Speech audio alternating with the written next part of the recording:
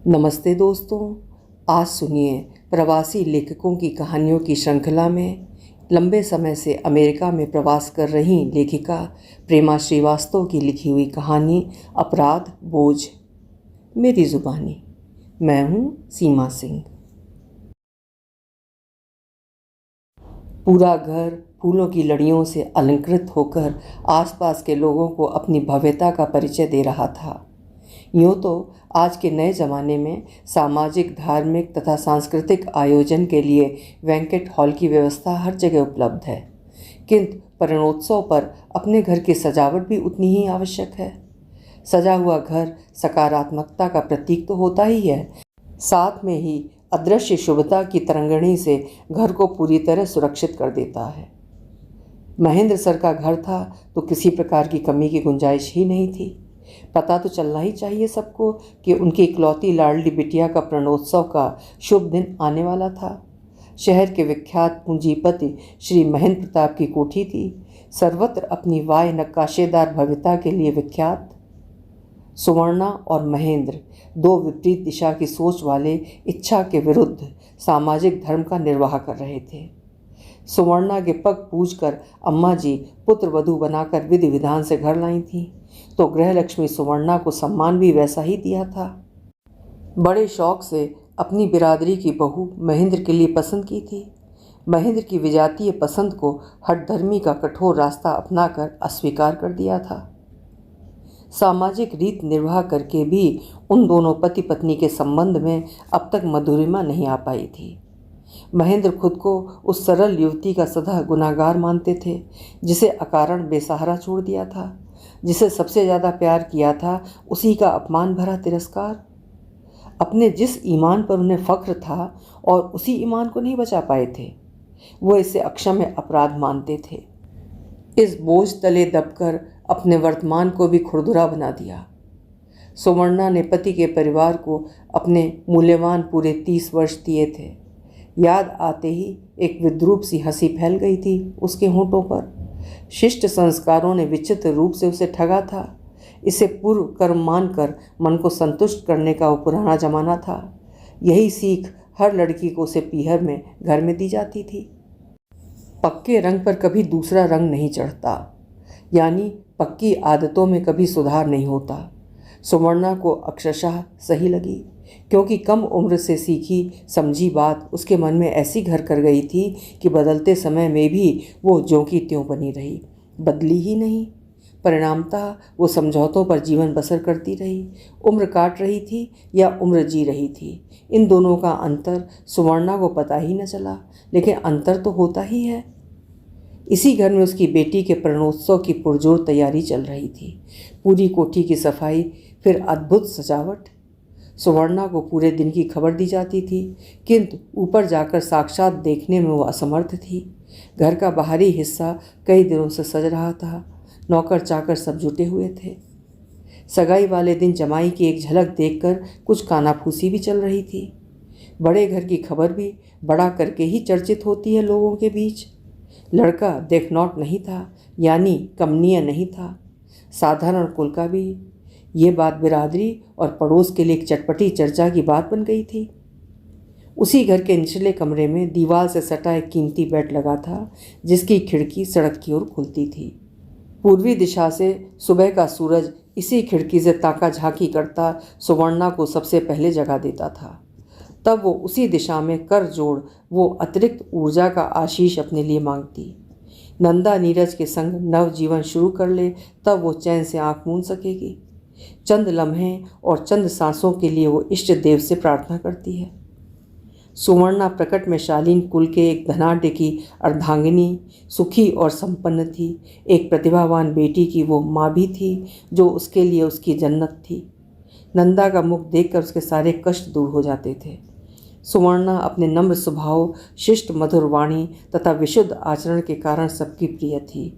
साधारण नाक नक्श होते हुए भी उसकी मोहक छवि में सबका ध्यान आकृष्ट करने की क्षमता थी।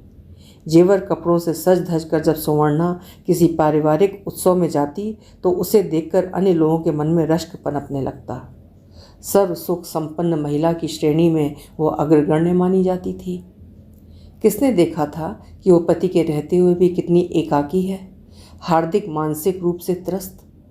पति का तिरस्कार कितना असह्य और पीड़ादायी होता है, ये कैसे बता पाती सबको?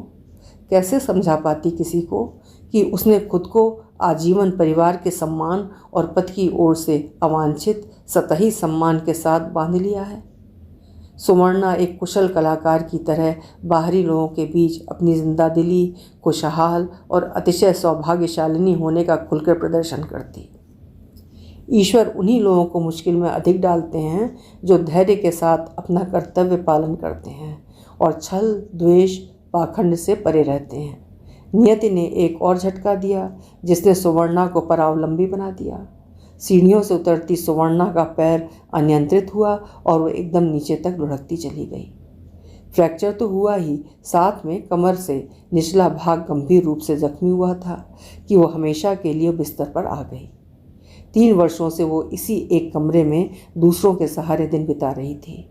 सुवर्णा की देखरेख का पूरा प्रबंध कर दिया गया था। एकाकी पल में सुवर्णा अक्सर अतीत टटोलती रहती थी।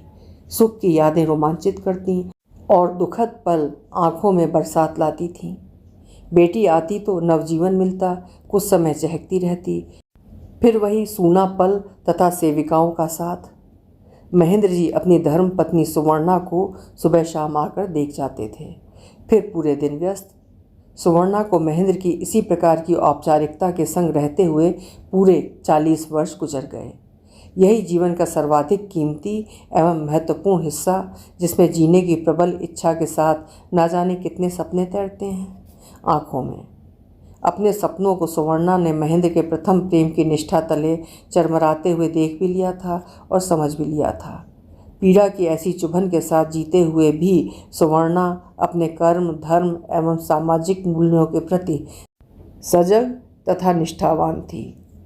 सुवर्णा को वो पल अब तक रोमांचित करता है जब हल्के गुलाबी कपड़े में लिपटी नंदा को नर्स के हाथों से लेकर उसकी गोरी काया को छुआ था। काले बालों की एक लहराती हुई एक लट अपनी तर्जनी के पोर से पीछे कर लिया था। गौर से निहारा था उसका अंग अंग। गौरव में वत्सलता प्राप्ति से वो संतुष्ट हुई थी। नंदा के स्पर्श से सुवर्णा धन्य हो उठी थी। नंदा का अवतरण फिर भी महेंद्र और सुवर्णा को आत्मिक रूप से पास नहीं ला सका था। नंदा भी उनके लिए एक फर्ज बन गई थी। पल पल बढ़ती हुई नंदा ने माँ का वत्सला स्वरूप देखा था, तो साथ ही पिता का उसकी माँ और उसके प्रति रुखाई भी। मासूम आंखों में हजारों प्रश्न थे पर अनुत्तरित। नंदा के जहन में उस दिन की तस्वीर अंकित थी जब उसने अपने पापा को माँ पर हाथ उठाते देखा था। खाना बिखरा पड़ा था कमरे में। उसकी उम्र इस योग्य नहीं थी कि वो स्थिति की गहराई नाप सके। जितना देखा था तस्वीर उभरी थी एक अत्याचारी पुरुष की। सुवर्णा के उस दर्द को एक बेटी के अलावा कोई भी समझने में सक्षम नहीं था। नंदा अपने पापा की उस पीड़ा से अनजान थी जिससे वो उभर नहीं पा रहे थे। ऐसा कोई कैमरा ईजाद नहीं किया गया है जो दर्द की तस्वीर खींच ले। सुवर्णा की सशक्ति जिंदगी कैद थी नंदा की आंखों में। उसे सर्वाधिक खतरनाक यदि इस धरती पर कोई लगता था तो वो पुरुष। अपने पापा के सानिध्य में पुरुष की जिस छवि को देख सकी थी वो अहंकारी, निष्ठुर, भावना विहीन था। एक प्रस्तर खंड जो दूसरों को केवल चोट दे सकता है। फूलों की एक लड़ उठाते हुए वीरू बोला था, सुन हो बंसी एको बात कही, का देख के बुच्ची का ब्याह ठीक कही दहलन बड़का साहब, कैसन जोड़ी लागी। इधर उधर नज़र दौड़ाते हुए दूसरा बोला, चुप ना रहबू, उद बुच्ची के अपने पसंद बा। मुँह पर गमछा रख अपनी हंसी रोकते हुए बोला, ऊ का कहाला लव मैरिज। वीरू ने झिड़की लगाते हुए कहा, जल्दी काम खत्म कर, अब बकर बकर मत कर, हथवा तनी जल्दी चला हो। नंदा आज के परिवेश में पली थी। स्व के लिए खड़ी होना स्वतः आ गया। अपनी वत्सला माँ का अपने वजूद को झुका देना उसे गंवारा न था। वो अपनी माँ से निश्चल भाव से कहती, पूर्व जन्म और अगला जन्म किसने देखा है माँ? ईश्वर ने जो आज दिया है वही सर्वाधिक प्रिय समय है। खुशी खुशी जीना ही हर किसी का मकसद होना चाहिए। नीरज के मृद संबंध को स्वीकार करते हुए उसने कहा था। नीरज की संगत ने नंदा के मन में अंकित पाषाण पुरुष की छवि को धीरे से खंड खंड कर दिया था। नंदा ने अपने पापा को उनके दृष्टिकोण से आंका तो वहाँ एक दुखी, अपने ही सिद्धांतों से पराजित एक प्रेमी मिला। दूसरों के लिए गलत था, पर अपनी नज़र में सही मायने में एक लाचार त्यागी पुरुष दिखे। जो त्याग आजीवन कष्ट दे वो त्याग नहीं माँ, एक प्रकार से आत्मदाह है। जिस त्याग से दूसरों की जीत और खुद की हार है एक कमजोरी। नीरज नंदा के साथ कई बार सुवर्णा के पास आया था। सुवर्णा को अच्छा लगा था, तमीज़दार, गुरु गंभीर। आज के समय के वाचाल चंचल स्वभाव के नवयुवकों की तरह तो बिल्कुल नहीं था। नीरज के संपर्क में नंदा ने निष्पक्ष भाव से दुनिया देखी, हर परिस्थिति को स्वीकार करना सीखा। वर्तमान समय का मूल्य समझकर ही नंदा ने अपने मन की आवाज़ सुनी। नीरज उसे अपनी ज़िंदगी के साथ चाहिए। नीरज से उसका इतने सालों का परिचय था, कितनी ही सारगर्भित वक्तव्यों के आदान प्रदान होते रहे। दंग रह जाती थी जब नीरज हर दृष्टिकोण से किसी बात को, किसी स्थिति अथवा व्यक्ति का आकलन कर अनेक सकारात्मक सोच सामने रख देता था। प्रखर बुद्धि का नीरज महत्वाकांक्षी है, तो उसे पाने की साधना में भी कुशल भी, तभी तो इस वर्ष वो प्रतियोगी परीक्षा में भी सफल हो गया है। आजकल सरकारी नौकरी का चलन नहीं है, किंतु काम और मेहनत कर समाज में अपनी खुद की पहचान तथा प्रतिष्ठा अर्जित करने में अलग सुख है। पापा महेंद्र प्रताप को समझाना इतना आसान नहीं था। एक तो नंदा की तरफ से लापरवाह थे, पर अधिकार प्रदर्शन समय समय पर अपना रंग दिखा जाता था। नीरज को नंदा के जीवन में आए हुए महज 2 वर्ष 5 महीने हुए थे। नंदा ने संकुचित शब्दों में नीरज का परिचय दिया था। तत्काल पापा की प्रतिक्रिया की ऐसी ही आशा उसे थी। वो हमारी बराबरी का नहीं है। उसने इस घर की ओर देखने की हिम्मत कैसे की? और तुम उस घर में रह भी पाओगी? तुमने ये फैसला कैसे ले लिया जब मैं हूँ तुम्हारा भला सोचने के लिए? नंदा ने गंभीर होकर कहा था। मैं छोटी हूँ, किंतु मेरी बात पर विचार अवश्य करिएगा, तब उत्तर दीजिएगा। नंदा ने विनीत स्वर में आदर सहित अपनी बात रखी। पापा, आप अपनी माँ की पसंद मेरी माँ को आज तक स्वीकार नहीं कर पाए, क्यों? आपके और आपके परिवार के लिए क्या नहीं किया माँ ने, किंतु आप अपने मन में जगह न दे सके, केवल इसलिए कि आपके जीवन में किसी अन्य का स्थान पहले से था। आप गलत नहीं हैं, किंतु माँ भी सही हैं। गलत कुछ था तो वो आपका गलत फैसला जो आपने मजबूरी में लिया था। अपने जीवन की रूपरेखा खुद बनानी चाहिए, ना कि दूसरे बना कर दें। हम जितना स्वयं को जानते हैं उतना दूसरे नहीं जानते। वे अपने मनोनुकूल अपनी आने वाली पीढ़ी को तराशते हैं, तो ये गलत बिल्कुल भी नहीं। बालिग होकर नई पीढ़ी अपनी मनोवृत्ति की परख करने लगती है। उनकी अपनी बुद्धि पूर्णतः सक्रिय हो जाती है। उस समय उनमें गलत सही की परख आ जाती है, तो वे अपनी इच्छा के अनुसार जीवन शैली जीने का फैसला करने का अधिकार चाहते हैं। इसमें गलत सही की संभावना भी अपेक्षित है। ये समय के अंतराल में पता चलता है। जिस आने वाले समय से अनजान है उनसे भय नहीं, ये उचित नहीं है। आने वाली स्थिति पर तब निर्णय करेंगे। हंसकर कहा था नंदा ने अपनी माँ से और फिर पापा से। मैं अपने पिता का गुरूर और माँ का समझौता दोनों के बीच बचपन से पली थी। यदि भय था तो आप दोनों के जीवन की अनोखी शैली से थक गई थी। नीरज की प्रकृति को मैंने अपने मनोनुकूल पाया था। उसके घर के लोग एक दूसरे की भावनाओं से बंधे हैं। आपसी पारदर्शिता देखी है मैंने। अवश्य वे धनाढ्य नहीं। धन को लेकर कोई जन्म नहीं लेता, वो अर्जित किया जाता है मेहनत से। नीरज कभी बदल जाए तो ये मेरी नियति। उसने आग्रह किया था। जवाब देना है मुझे। आप मान्य हैं, आपसे सहमति की आशा है। वो गलती मत करिएगा जो मेरी दादी अर्थात आपकी माँ ने की। नंदा अपने कमरे में आ गई। महेंद्र ने बात सुनी थी चुपचाप और अपने कमरे में पलंग पर निढाल पड़े रहे थे देर रात तक। सोच विचार करते रहे। वर्षों पहले जहाँ वो खड़े थे, आज उसने अपनी बेटी नंदा को खड़ी देखा तथा माँ के किरदार में खुद को। महेंद्र ने अपनी माँ के तमतमाए चेहरे पर ममता की फीकी होती लकीर और स्वामित्व का हट साफ देखा था। अतीत के सागर से पुनः उठी थी लहर। तब बेचैन होने लगा एक पिता महेंद्र, जिस पर 40 वर्ष पूर्व माँ ने दबाव बनाया था और उसने मातृ ऋण की रक्षा की थी। माँ बेटे के बीच उसने खून के रिश्ते की अहमियत समझी, लेकिन अपने मन के रिश्ते के ईमान, भरोसा, वचन सभी का तिरस्कार। इन सब के बीच वो कहाँ गलत थी जिसकी सज़ा उसे अकारण मिली? जिस अपराध से मैं मुक्त नहीं हो पाता हूँ, उसी शिकंजे में कैसे बांध दे नंदा को? नहीं, वो नहीं कर सकता। उधेड़ बुन में रात बीती, अपना अतीत और वर्तमान खंगाला। सच तो ये था कि सुवर्णा से उन्हें शिकवा न था। अपनी गलती के प्रायश्चित की ये राह अपनाकर हर किसी को क्षुब्ध कर उनके अचेतन मन को ठंडक मिलती थी। जब महेंद्र का क्रोध अपने चरम सीमा तक पहुंच जाता था, तब वो खुद को दंडित करने लगता था, जिससे किसी को भी शांति नहीं मिलती थी। महेंद्र अपनी इस विचारधारा के समक्ष हार गए थे। नंदा उनकी ही बेटी है तो वैसी ही होगी, पर समाज के सामने निर्भीक भी खड़ी रह सकती है। नंदा आधुनिक नायिका थी जिसने बिखरना नहीं सीखा। समय की नजाकत को महेंद्र प्रताप बखूबी समझते थे। नंदा को खोना उनकी एक और हार थी। नंदा का संपूर्ण व्यक्तित्व आधुनिक शहरी परिवेश में फलित हुआ था। उसकी सोच और विज़न में दुविधा की कोई स्थिति नहीं थी। उसका ये मानना था कि अपने जीवन की समझ, जानकारी और उसकी सुरक्षा की जिम्मेदारी उसकी खुद की है। सही गलत में चुनाव कर सही दिशा उसे खोजनी है। मैं जीवन में सही और गलत करने पर दूसरों को दोषी नहीं ठहरा सकती। ये उसका अधिकार है। माता पिता ने जन्म देकर उस पर कोई उपकार नहीं किया, पालन पोषण कर शिक्षा दी और समाज को एक कुशल नागरिक दिया। शाम के 6 बजे थे।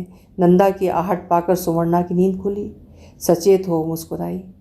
आओ, आज देर तक सोती रही। नंदा शांत और चिंता रहित दिख रही थी। सुवर्णा ने नीरज का कोई जिक्र नहीं किया। सुवर्णा की देख रेख करने वाली केयर टेकर घर जा चुकी थी और रात वाली 8 बजे आने वाली थी। कुछ देर सुवर्णा के साथ समय बिताकर नंदा घर के भीतर अपने कमरे में चली गई। महेंद्र प्रताप विचार विमर्श करने के इरादे से पहली बार सुवर्णा के कक्ष में आए। उन्हें देख सहसा सुवर्णा सकपका गई। एक कुर्सी खींच कर वो बैठ गए। बातों का सिलसिला शुरू करने के अंदाज से बोले, नंदा अब बड़ी हो गई, आपको ऐसा नहीं लगता? पति कभी सहूलियत से बात नहीं करते थे, अतः वो उनकी ओर अचंभे से देखते हुए धीमे से बोली, जी वो तो है। पति का इतना सहज एवं नम्र स्वर सुवर्णा की कल्पना से परे था। आप उसकी माँ हैं तो आपका क्या विचार है, जान लेना जरूरी है, पति ने कोमल स्वर में पूछा था। सुवर्णा ने जवाब दिया, नंदा ने आपके वाह्य स्वभाव को देखा और उसी माहौल में पली आपके अंदर की कोमलता नहीं देख पाई। आपकी रुखाई का कारण से वो अनजान है, इसी कारण उसने विचार दृढ़ कर लिए हैं कि आप कठोर हैं। नीरज के संपर्क से उसे आभास हुआ था कि सब पुरुष एक जैसे नहीं होते। नीरज आपके विपरीत नंदा को पूर्ण सम्मान देता है। इतने दिनों की जान पहचान में कभी अशिष्टता नहीं की और न ही बातों में अभद्रता। उसके घर में एकता का भाव देखा जो आज के समय में कम देखने को मिलता है। महेंद्र प्रताप कुछ देर सोचते रहे, पुनः मन को संयत कर बोले, नंदा शायद अपनी जगह सही है। नीरज मेरी बेटी को प्यार करता है, इसमें संदेह नहीं। नंदा का मार्गदर्शक न होकर केवल मैं उसके प्रति फर्ज निभाता रहा। फर्ज और प्रेम, कितनी भिन्नता है दोनों में। प्रेम हृदय से उठने वाला जल तरंग है तो फर्ज किसी को सहारा देने भर का एक जरिया।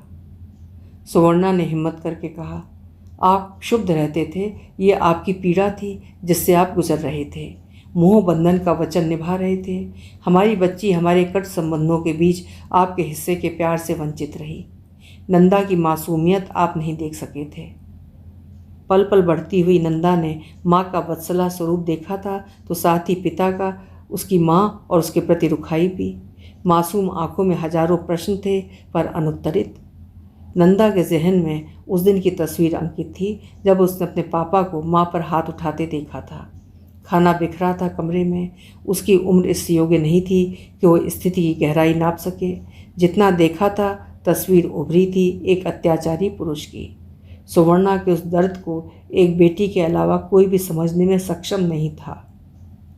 धीरे धीरे सयानी होती नंदा ने अपनी माँ को रातों को जागते हुए, सुबकते, करवट बदलते हुए तो कभी उदासी को छिपा नंदा के लिए खिलकर हंसते भी देखा था। जैसे जैसे नंदा की उम्र बढ़ती जाती थी, आंखों की परख भी समझदार होती चली गई। माता पिता की आपसी दूरियां और समझौतों की समझ भी आई।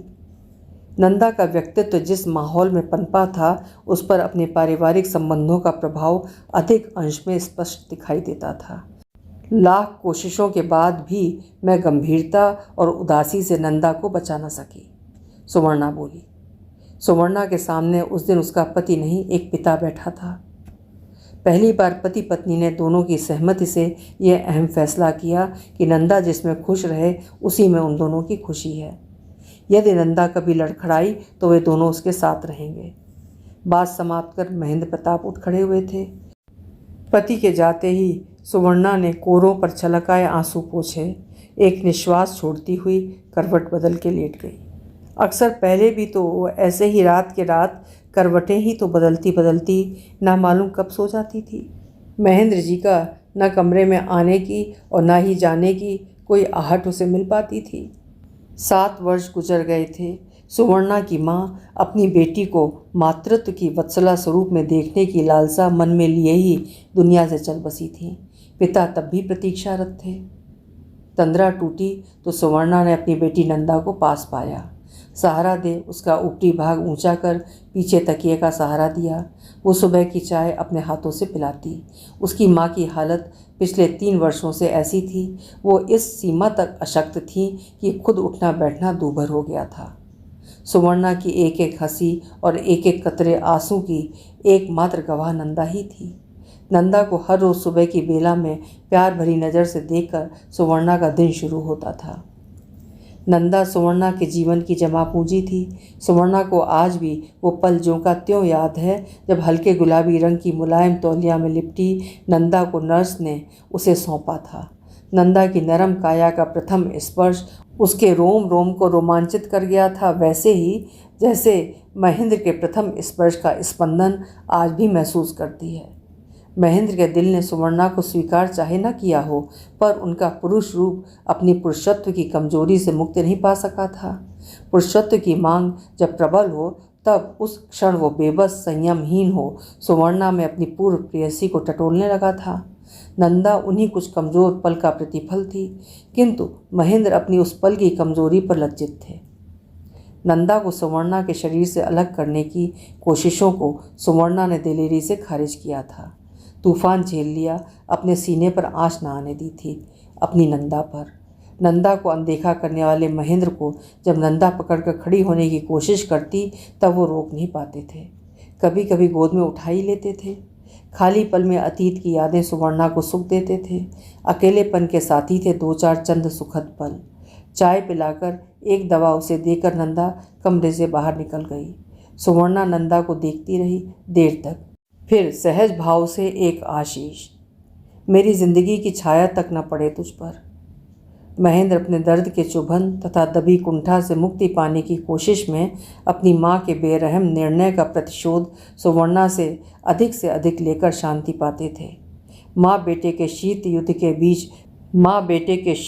के बीच पति की ओर से उपेक्षिता सुवर्णा ने पूरे परिवार की जिम्मेदारी को कुशलतापूर्वक उठा लिया।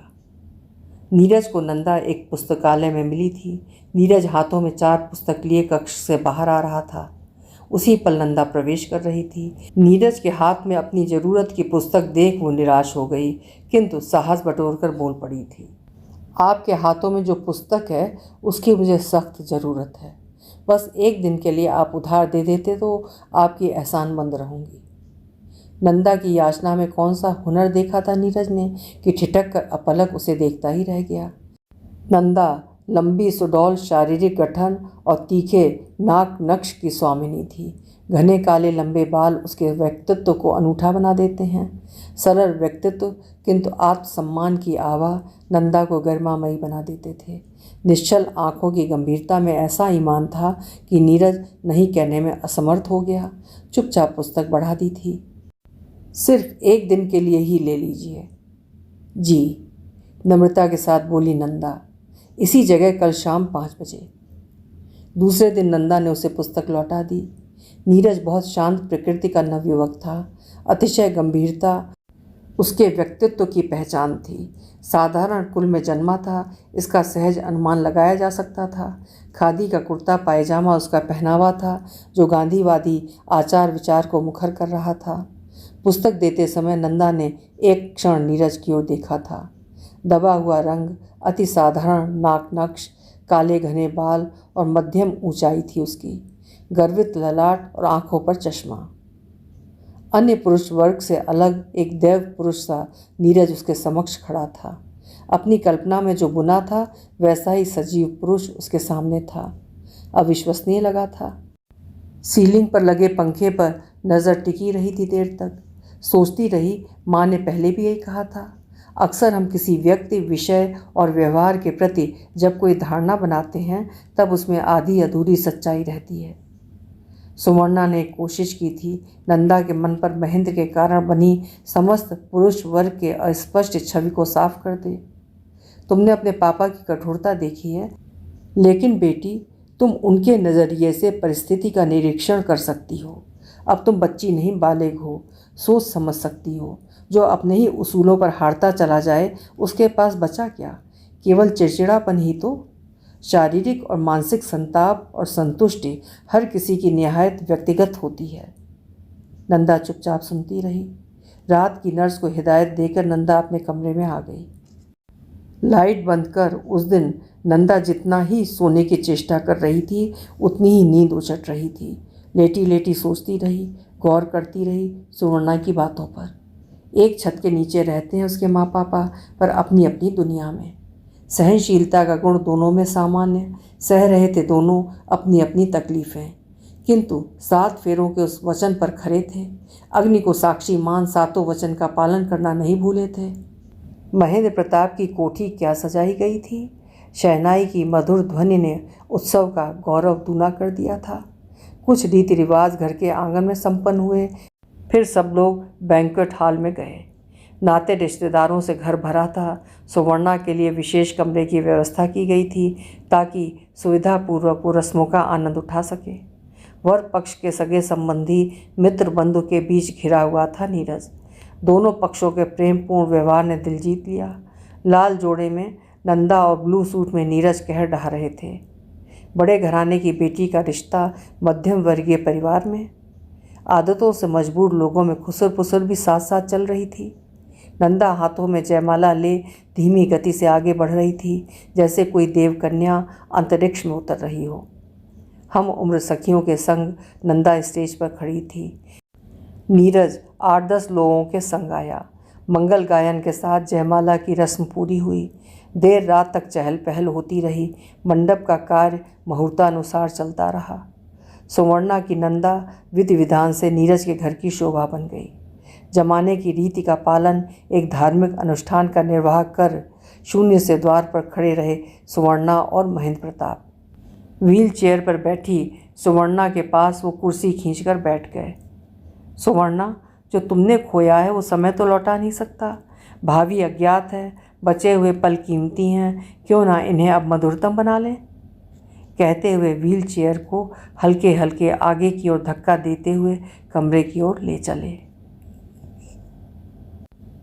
अभी आप सुन रहे थे प्रेमा श्रीवास्तव जी की लिखी हुई कहानी अपराध बोझ। उम्मीद है कहानी आपको पसंद आई होगी।